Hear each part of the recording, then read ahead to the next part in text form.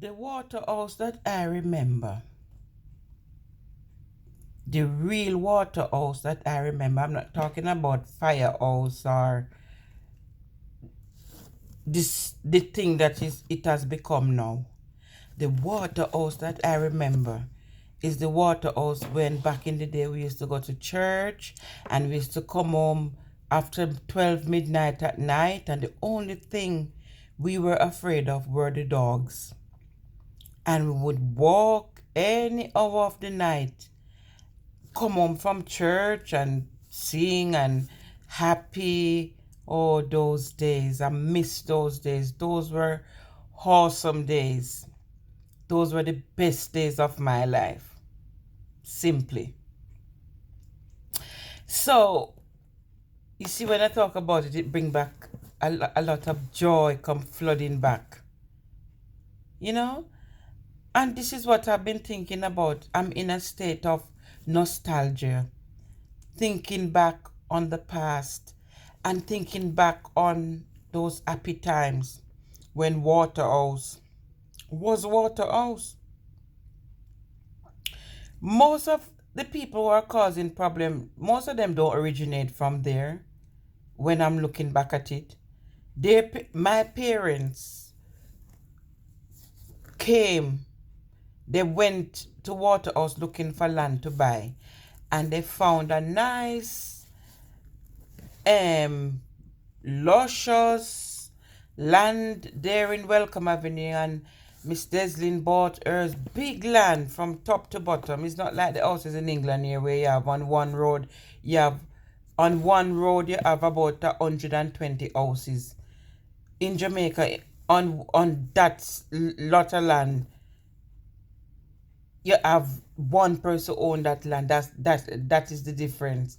So the place was very big even before they cut the back lane. It's recently they cut that back lane because my neighbor string was planted under that it's a coconut tree at the back that they cut the back lane, and that's all. That is our backyard, you know.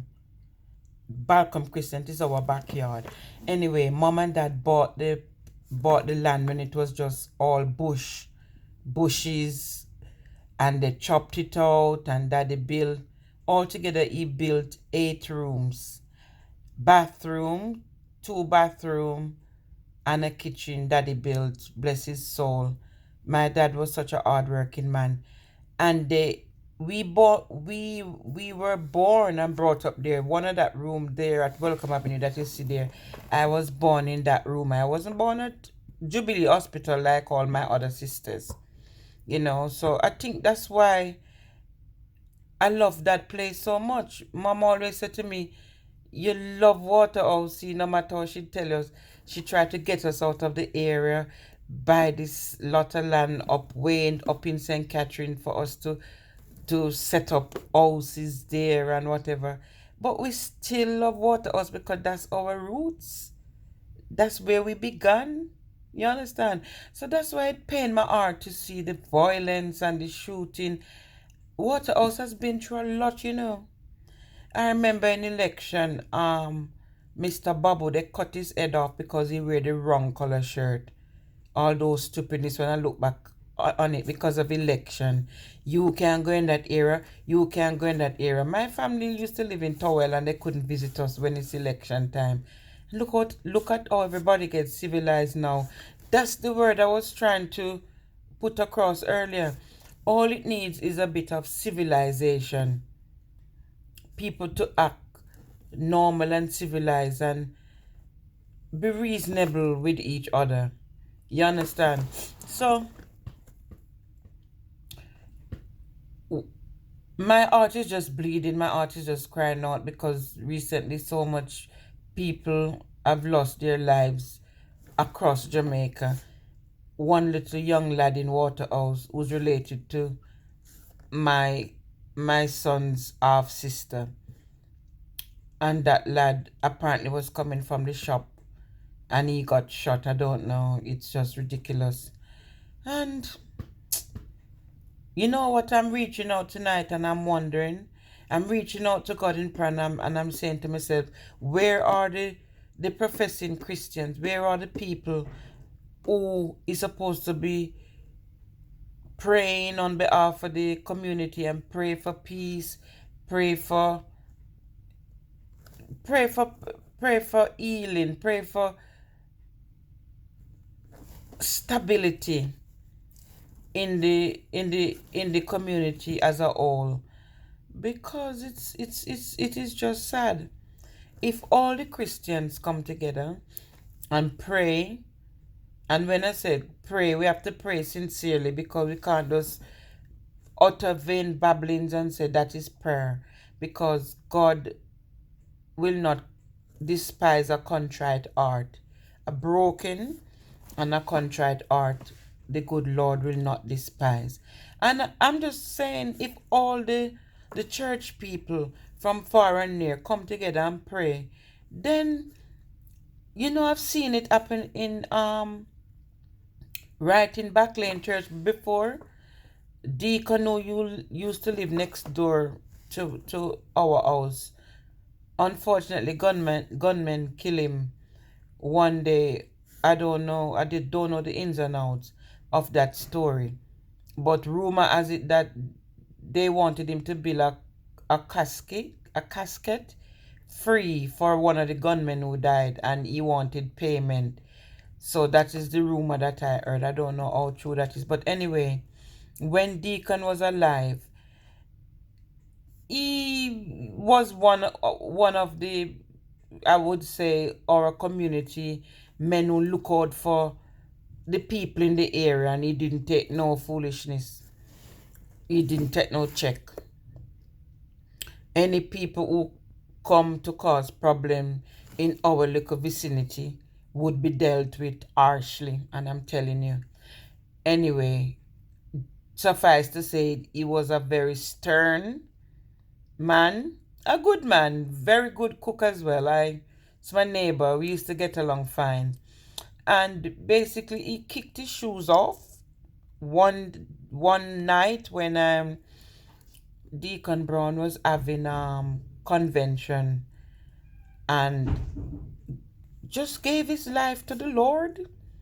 And since that time, he earned the right to become the deacon of the church. Oh yes, that was something. And the violence was on a very low key sort of thing, until, I don't know. I Every time I'm thinking that this gun thing and this violence is like a relic of a bygone era. Somebody else rise up again. Somebody else rise up again and decide that they're gonna sling gun. That should be out of fashion now, man. That not gonna way.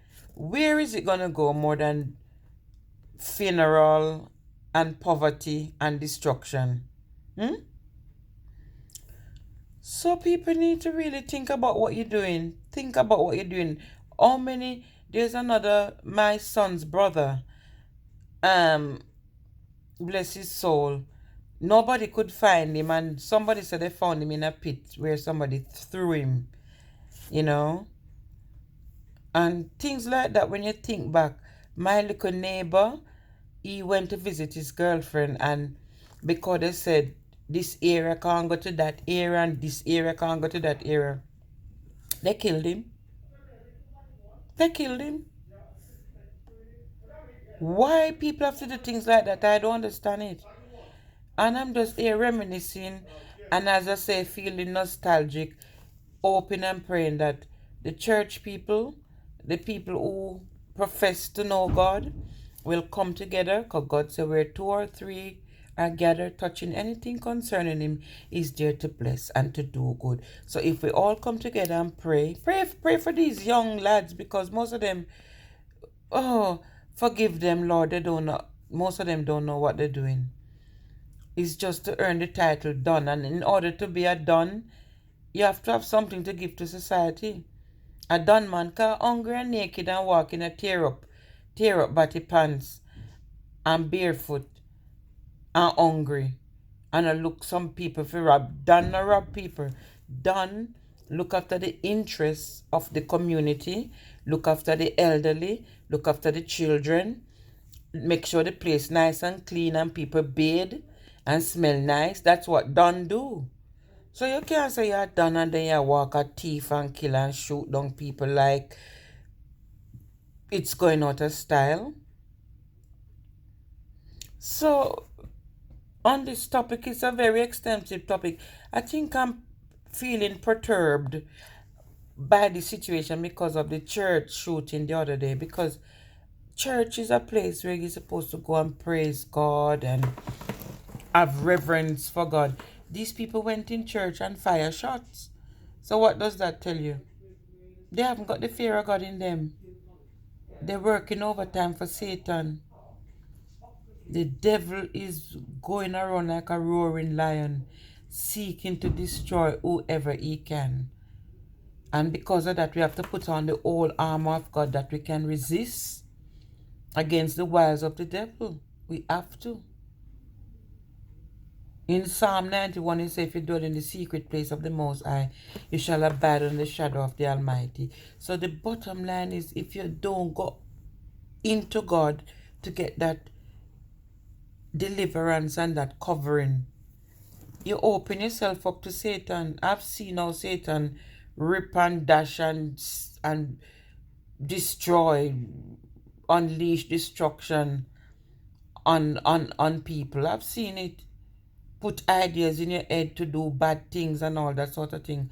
I don't want to have no lot and part with anything to with evil, because God set before us life and death, blessings and cursing. But we have to make a choice. It's two roads. We make a choice between good and evil. And I pray to God that good will outweigh evil, because it's not nice what's happening. And a lot of people are being affected because with the COVID situation, everything is under lockdown. People just come, some people are stressed out. A lot of suicide happen, A lot of suicide. A lot of people take their lives because they're sick and tired of this lockdown. So there's much more than meet the eye. So think about what you're doing tonight when you go on your pillow before you go to bed. Pray to God and ask God, what am I living for? What is my life worth in this lifetime? Where am I going from here? What is my purpose? Ask yourself that. You understand? If you know you're doing anything funny or anything wrong, everybody have a conscience, because when you do something wrong, your conscience speaks to you. Alright? So keep watching this channel because there's much more to come. I always try to keep it real, and if something is overwhelmingly burdening my soul, I like to share it, and I'm hoping that somebody will learn from my experience and that their lives will be better. Good, better, best. Never make it rest until your good be better and your better best. Keep telling your friend about this channel. Tell your mother, your father, your uncle, and your sister.